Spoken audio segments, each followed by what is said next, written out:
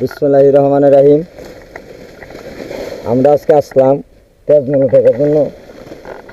এই যে দেখেন যে মামা শরবতের স্পেশালের যে মেন যে প্রোডাক্ট, এটার নাম বলা হয় তেজমূল। এই যে তেজমূলের ফুল আসছে, এটার খুব তেজ শক্তি। আমি মাসুদ কবিরাজ, কালামপুর বাজার, ধামরাই, ঢাকা। আমার মামা শরবত যারা একবার সেবন করছেন তারা কেন বলে যে জীবনে ভোলার নয়, কারণ এটা কার্যকারী একটা শরবত তৈরি করি আমি। এই শরবতের মেন প্রোডাক্টই হলো এই তেজমূল। এটা বাঙালি খুব কম চিনবে।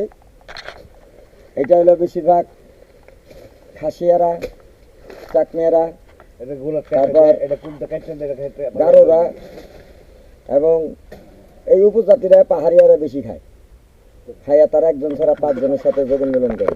তার কারণ পাহাড়ে অনেকজনের 10টা বউ আছে, চাকমিয়াদের 5টা বউ আছে, 6টা বউ আছে। এরা এদের সাথে এই যোগন মিলন করে একমাত্র তেজমূল খেয়ে। এটা হলো তেজবল, নাম শুনছেন এই গাছের ফল তেজবল। এটা হলো তেজমূলের ফুল। এই যে দেখেন আল্লাহর রহমতের গাছ। এই যে দেখেন মানুষের পুরুষ লিঙ্গ যেরকম বেঁকা হয়ে ওঠে, এই যেটা সেরকম আকৃতি ধরে ওঠে। দেবতার শক্তি। এটা সামান্য দেখাও ভিডিওটা ভালো করে দেখাও। এটা তার শক্তি। এই শিকড় আপনি খাবেন, খাওয়ার 10 মিনিট পূর্বে ঠিকই আপনার মনে করেন যে শরীরটা হিট হবে। আপনি যদি 80 বছরে পুরো থাকেন, শরীর চামড়া ঢিলে গেছে, কিন্তু সে বলতে হবে যে না আমার এখন নারী লাগবে। এটার নাম হচ্ছে তেজমূল এবং তেজবল।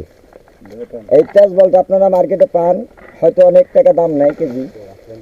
পাহাড়িয়ারা উঠিয়া বিভিন্ন কবিরাজি দোকানে দেয়, হয়তো পাইতে পারেন বড় বড় স্টোরে গেলে। কিন্তু এই তেজমূলটা পাওয়া বিশাল কঠিন।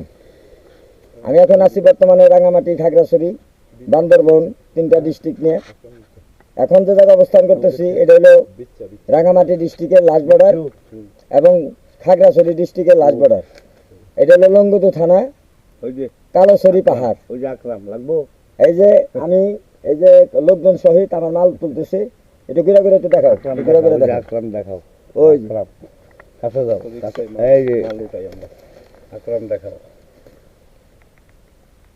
কত রিস্ক ভাবে মাল উঠাই। এই যে দেখছেন বিষাক্ত, একটা খবর দিলেই মনে করেন যে দেহ শেষ।